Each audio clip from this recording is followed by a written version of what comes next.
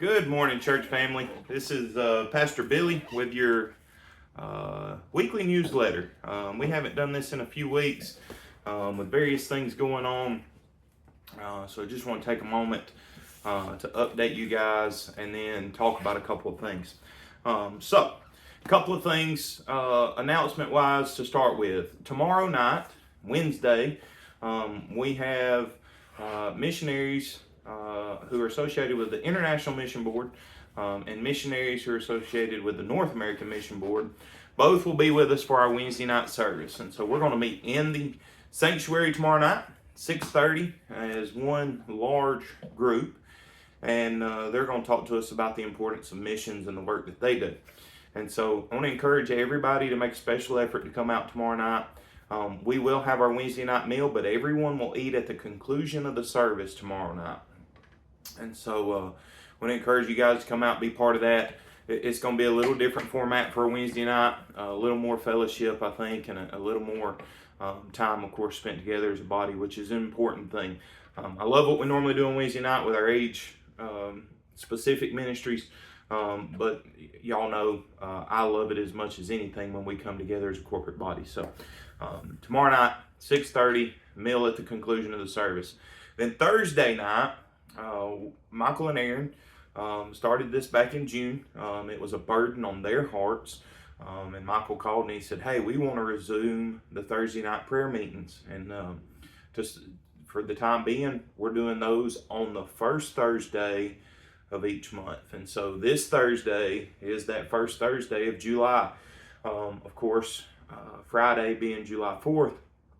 But we're going to go ahead with a prayer meeting on Thursday night anyway. So Thursday night, 6:30. I want to encourage you to come out and be part of that. The softball team's got a softball game at 7:30 out here in Armurchie. So, you know, I'm planning to be here. I'm sure several of the team members will come. And those have always been the kind of thing, you come when you can be here. If you need to leave, you are free to get up and slide out. And so we just challenge you to come and be part of that.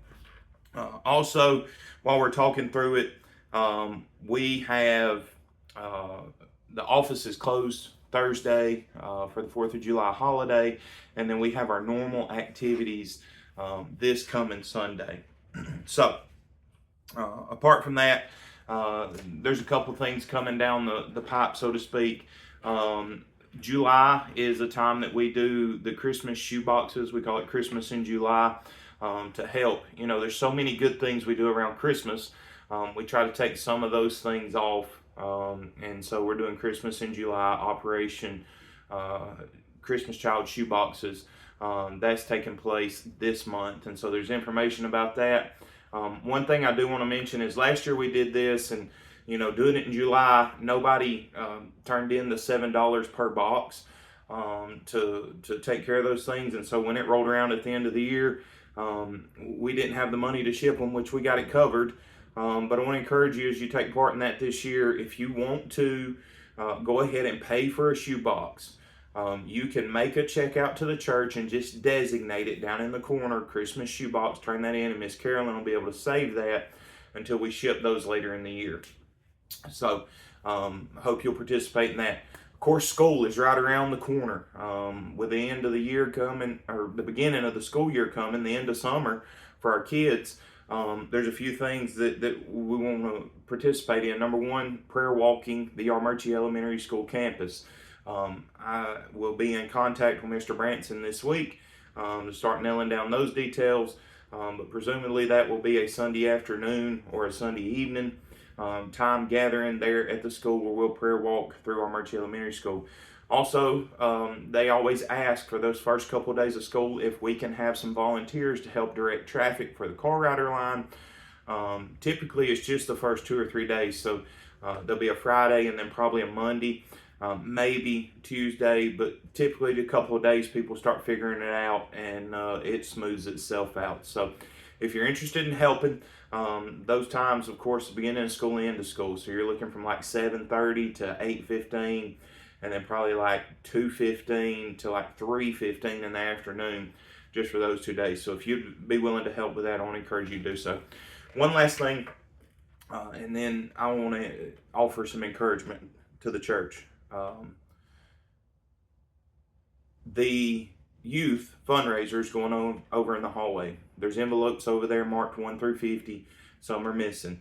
The idea with that is you take an envelope. If it's 23, you put $23 in it, turn it in.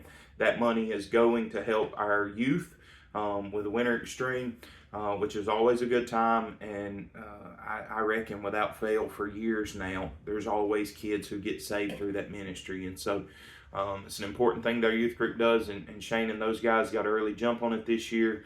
So I want to encourage you to participate in that fundraiser if you can.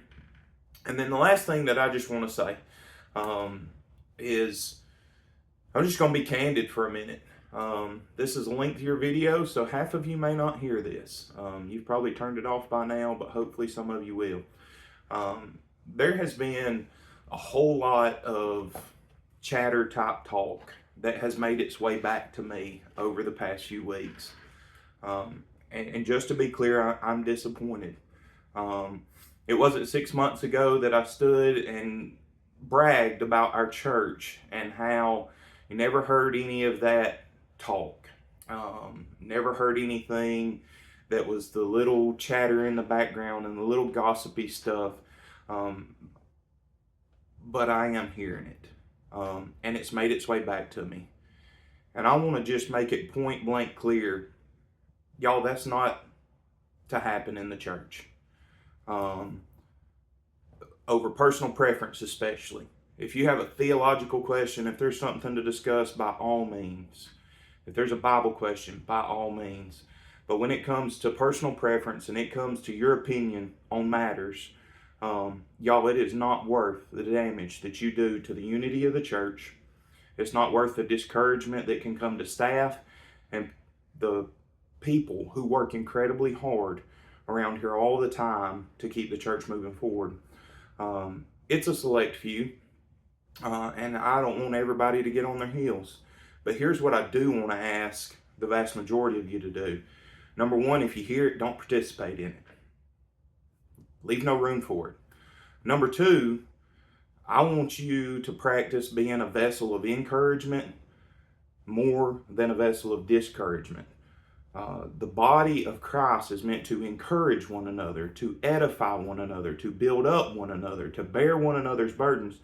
You can't show me a single place in the New Testament where it calls for us as believers to tear each other down, or to discourage, or to be backbiters, or bitter, or angry, resentful, or any of those things. And so those kind of practices are unbiblical. They're wrong. And I encourage the vast majority of you to not participate and to practice encouraging our church body.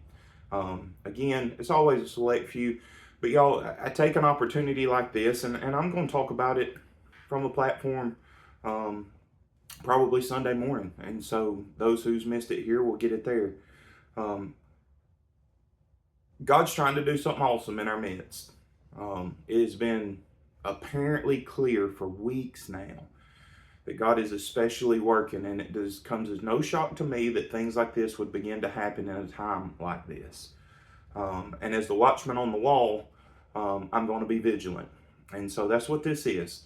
And I want to encourage you to make no room for it. And I want to encourage you that as a body of believers at Floyd Springs, that we remain biblical in our conduct and in our practice and our worship, and that we keep marching forward. So I love you. I'm still incredibly proud to be your pastor.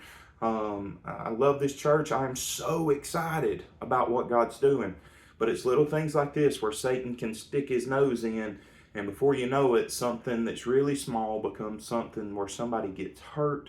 God looks upon it and can remove his presence, because ultimately at the end of the day, it's just not right. And so I want to challenge you. I want to encourage you to be an encourager. And I want to tell you that I love you. I'm here. If you need me, call me. But otherwise, I will see you soon at one of our services. I hope you have a good week. Celebrate the 4th. Think about your spiritual dependence upon God, and yet our spiritual independence, our freedom, where God has set us free from death, sin, and all of the things that go with it. So have a good week. God bless you. See you soon.